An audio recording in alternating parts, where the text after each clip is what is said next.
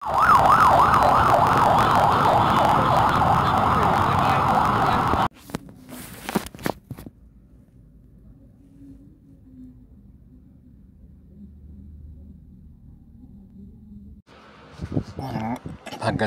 araw po sa inyong lahat.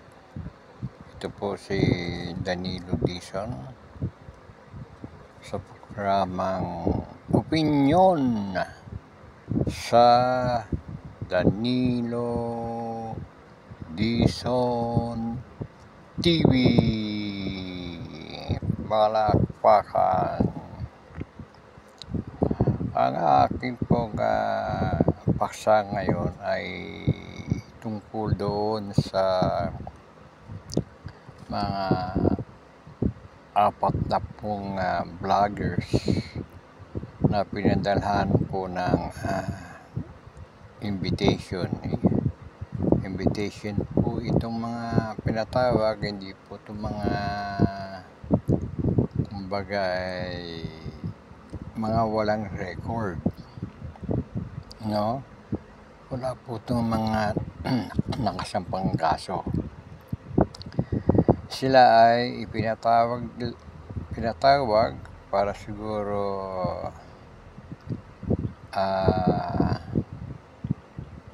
pag-usapan yung mga bagay-bagay na may kinalaman sa paggawa nila ng batas para mabigyan ng limitasyon o restriction o ano pa man o tungkol sa ethics ang pagbablog. Actually po yung pagbablog ay pagbibigay ng mga opinion ayon sa kanilang observation. Sa akin pong palagay ay tayo po ay nasa demokrasya. Wala po tayo sa Barcelona po. Tayo ay malayang magsalita, magbigay ng kanyang kuro-kuro, opinion sa mga nakikita natin, narinig sa ating kapaligiran, sa mga ginagawa ng ating mga namumuno ng ating bansa. Tayo po ay nag-obserba dahil tayo po ay may karapatan bilang isang mamayang Pilipino na naghalal sa kanila. Tayo po ang nagluklok sa kanila. Tayo po ay nagbabayad ng buwis. Tayo po ang nagpapasweldo sa mga opisyal ng gobyerno. Kaya dapat po hindi tayo inihigpitan sa ating mga kalayaan. Wala pong karapatan na tayo ay pagbawalan o sikilin ang ating kalayaan. Tayo pong mga mamayan ay pinagsisilbihan ng mga binoto natin. Hindi tayo dapat kinigipit. Tayo po ay nagsasalita kung tayo ay mayroon nakikitang hindi magandang ginagawa yung ating mga namumuno ng ating bansa, lalo na po yung mga elected kasi po tayo nga po ang bumoto, nag-elect sa kanila para may lagay sa pwesto para sila ay maglingkod sa atin.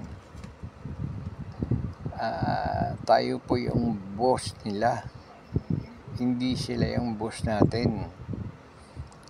Tayo ang boss dahil tayo nagpapasweldo sa kanila, hindi tayo nila pinasisweldo dahil hindi naman tayo nanunungkulan sa gobyerno. Sila yung nanunungkulan, kumukuha sila ng sweldo nila sa buwis natin. bukod sa meron silang sweldo, meron pa silang mga allowances na napakalaki at yung mga sinasabi nilang pork barrel o countrywide development fund o ano bang tawag dyan, mga pondo na binibigay sa kanila para sa kanilang constituent, sa kanilang distrito. At ganoon din sa mga senador, yung po mga senador, wala po mga distrito yan kasi national po yan eh. So mas malaki ang natatanggap ng mga yan. Ngayon po, balikan po natin yung mga ipinatawag sa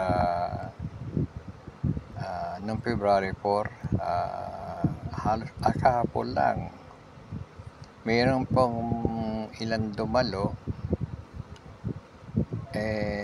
mayroon mas maraming hindi dumalo na DDS vlogger. Sila po ay hindi nagpunta doon sa patawag sa kanila. May mga pangalan po yan, may listahan po yan, 40 yata mahigit. Sila po ay nagtungo sa Supreme Court. Hindi sila nagpakita doon sa TRICOM, sa Public Information. 3 committee po yun eh. Public Information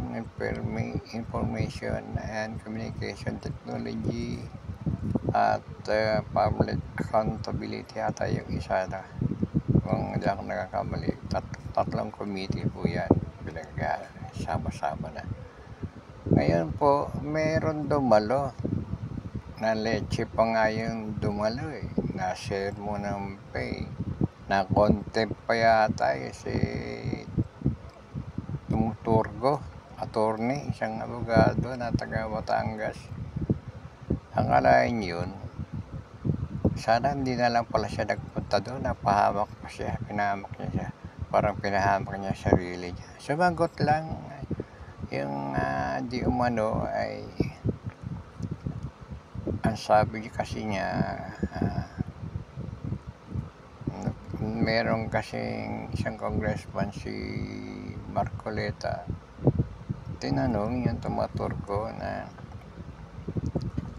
meron siguro nagpadala kay Congressman Marcoleta, binasa niya, ano yung sinasabi mo dito nga panlilinlang na ginawa ko. Hindi may paliwanag ni attorney kung kailan niya nasabi yun at bakit niya sinabi yun. So, bandang huli, binigyan siya ng panahon para hanapin niya yun kung saan, bakit niya nasabi yun. Anong basis niya, bakit niya nasabi yun. Para kay Congressman Marcoleta, yun po ay akusasyon na, hindi po yun opinion. Ano ba pagkaiba ng opinion sa akusasyon? Para sa akin, yung mga official ng bawat mga naglilingkod o sino man, pribado o nanunungkulan sa gobyerno, meron pa silang karapatan na magdemanda. May mga batas naman dyan nakalatag na, hindi naman kailangan gumawa pa ng batas eh. Yung gagawin nilang batas, actually nga, hindi nga sila dapat nagpatawag ng mga vloggers. Gumawa na kaagad sila. Ito mo, mayroon dumating site of contempt pa, para bang nagparusa pa sila. Kung gumawa na lang basta sila ng batas, di walang site in contempt. Tingin yung karamihan nga dyan, hindi dumating tumunta sa Supreme Court. O ano ang nangyari sa Supreme Court? Parang pagkaintindi ko, pinagbawalan ng Supreme Court ang TRICOM na ipatawag sila. Kasi po dito po ang issue dito ay kalayaan sa pananalita. Demokrasyang bansa po ito. Kahit na ano pa ang sabihin nila, kahit yung mga vlogger na yan ay fake news ang sinasabi. Yung pong fake news na sinasabi nila, meron naman tayong batas kung sa palagay nila ay mali yung inire-report, yung ibinablog, pwede naman silang kasuhan. May batas na Ano pa ba batas ang iniisip nila? Ano pa ba sinasabi nila nga ethics na sinasabi nila? Ang alam ko, wala na silang gagawing batas dyan.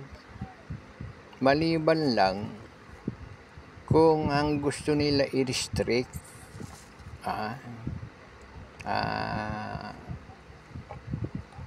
pagwawala na ang mga nagbablog ay magmura. Yan. Tama po yan. Yan. Gawin nilang batas yan. Sa mga vloggers, parang gagayain na natin yung KBP na mayroong isang organisasyon po yung KBP, Kapsanan ng mga protocol sa Pilipinas. Sila naman yung mga nagbabantay sa mga newscaster natin, commentator sa radio, TV. Sila yung nagbibigay ng guidelines.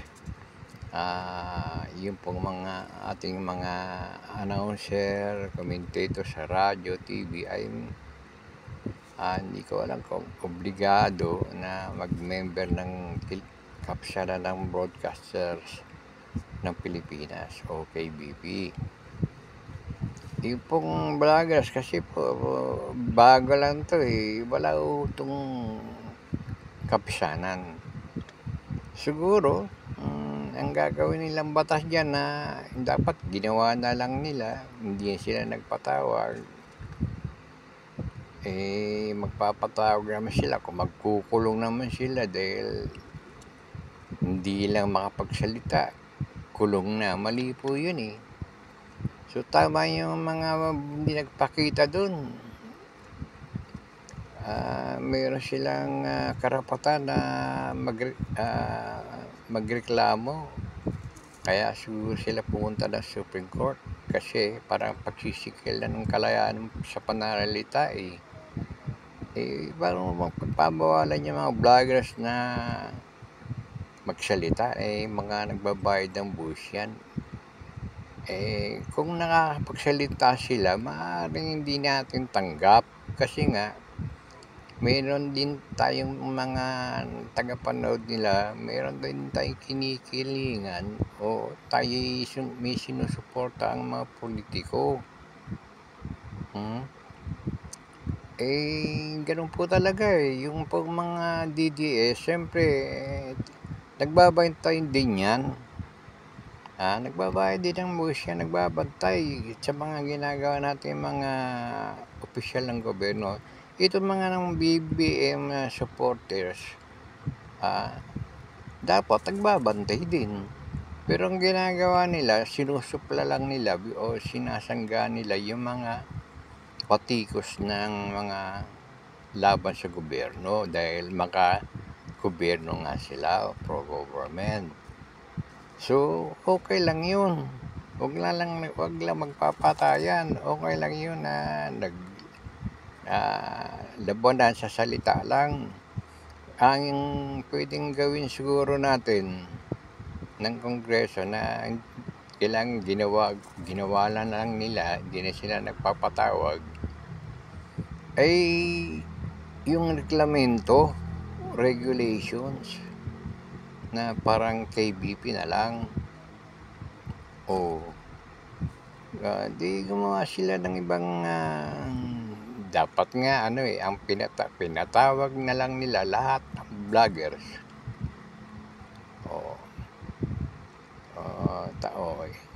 sabihan magbuklod kayo tapos gumawa kayo ng organization, Kapsanan, Tapos kayo na rin ang gumawa ng rules nyo na yung bantayan nyo ang bawat miyembro nyo na magkaroon ng ethics, yung code of ethics o kung ano man yun, na yung mga hindi dapat sabihin sa ere o ay kumbaga bantayan ng isang kapisanan. Ba, kapisanan ng mga vloggers ng Pilipinas. Tapos mayroong magpapatupad yan. Pero hindi ko alam kung hindi naman yata gobyerno yung KBP. Isang samahan lang din yan ng pribado ng mga yung KBP, yung samahan ng mga yan sa radio TV. Hindi naman yan gobyerno Hindi naman hawak ng gobyerno yan Ang alam ko pribado yan. Di ganoon din pagsabihan yung mga vloggers. Gumawa ng batas na yung mga vloggers ay dapat meron isang sinasapiyang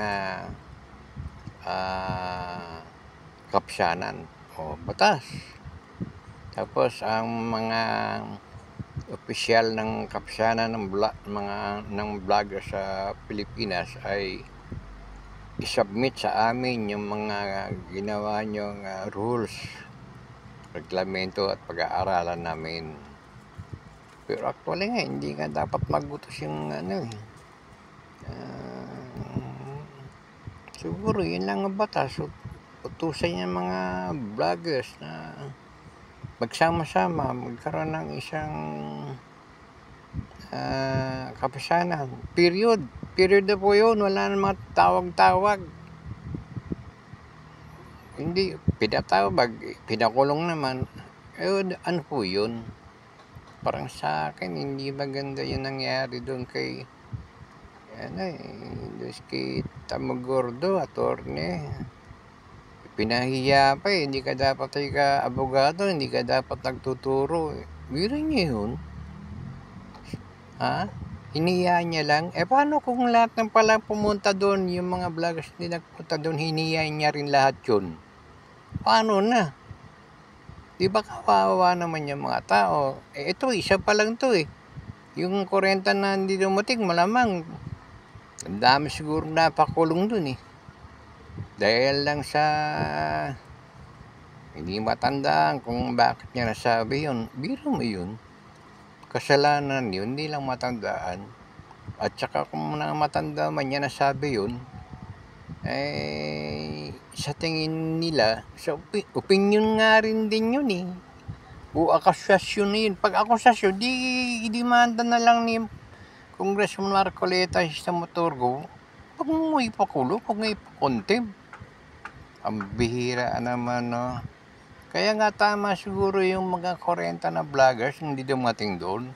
Malamang doon, dami na contempt doon. Ganyan ba yung mga kongresista natin? Ginigipit yung mga bisita nila. Sila ay nagpunta doon na magbigay ng tungkol sa kanilang at kalinga nagsasuggest nga meron lang din nasagot, kulong. Ano ba yun? Hindi ko maintindihan. So yan po yung mga bagay-bagay na naobserbahan ko na tama lang na hindi nagpakita yung DDS vloggers kasi parang politika yan Yung mga congressman galit doon sa mga DDS vloggers dahil siguro galit kay Duterte. Pwede natin isipin yan Yung iba naman mga BBM vloggers hindi pinatawag kasi siguro pagka BBM supporters din yung mga congressman dyan. Ano sa palagay nyo? Tama o mali? May kinikilingan din. Meron din kinakampanya yung mga congressman. Ang totoo niyan, meron kasi dyan napapahiya lang doon sa mga komentaryo ng mga vloggers kasi tinatamaan sila eh. Parang sa tingin nila napapahiya sila. Nababasta sila. Sa tingin lang nila yun. Pero kung magtatrabaho sila ng maayos, wala namang problema eh. Tsaka, hindi sila dapat balat sibuyas. So, yan lang po, no? Yan lang po ang aking observation. Hanggang dito na lang muna po. Pakisuporta po yung aking maliit na YouTube channel. Pakiclick lang po dyan yung makikita nyong kamay na ka-thumbs up. At ganoon din yung aking larawan dyan na nakabilog. Pag pinindot nyo po yung lalabas yung word na subscribe. Pag pinindot nyo po yung word na subscribe, magkakaroon po yan ng D sa dulo. Ibig sabihin, pasok na po kayo, parang ibinoto nyo ako na parang naaring tinatanggap nyo yung mga komentaryo ko, opinion ko, at kayo pumapayag na abangan yung mga susunod ko pang mga vlog o content. At actually po ako ibaguhan lang eh, so pakitulungan lang po ako para kahit makakuha ko ng 1,000 na subscribers, kasi wala pa ako sa 200 eh, kailangan 1,000 daw yun para makapag live ako at makatanggap ng konting ayuda monthly, bilang tulong niyo na, kasi ako na may walang-wala din. Siguro aabutin pa ako ng 1 taon o 2 taon para makakuha ko ng subscribers na 1,000 na requirement ng YouTube. So pakitulong lang po. Pag nakatulong po kayo, sana maraming salamat po. God bless. Sa Danilo Dizon, mahabang istorya na to, debate na to kasi kung hindi pala kinain yun, hindi dadamin tao. Kasi hindi makakapunto si Adan kasi walang mali siya hindi siya makakabuntis, walang mali siya kumisyon nga, parang tama nga yung yung kanta yung Maginoo pero bastos, mga ganon. Ibig sabihin, kung di pala nila kinain yun, baka hindi sila makabuo, hindi nila alam yung sex hindi nila alam yun, nakaubad na kaya nung kinain nila yun, dumami na tao kasi siyempre pag nakadamit na sisilip na parang nahihirapan ka na parang gusto mong makita, meron kang gusto mong makita kasi nakadamit na hindi ka kaya dati hubad andyan lang yan hindi mo alam na pagkain pala yan, bawa nung nadamitan dati may takip bakit ngayon wala na? Bakit dati walang takip bakit yan may takip na, nahirapan dati kahit na nakaubad kami wala naman kaming mali siya, bakit kung kailan naman nagkadamit kami may mali siya na. Ayun nga, ibig sabihin Maginoo, huwag gumawa ng masama pero kailangan maging bastos ka rin, dahil pag hindi ka naging bastos, hindi ka maninilip, hindi ka titigasan. Sorry. Doon lang po tayo sa medyo malapit sa katotohanan. Wag po tayong plastic.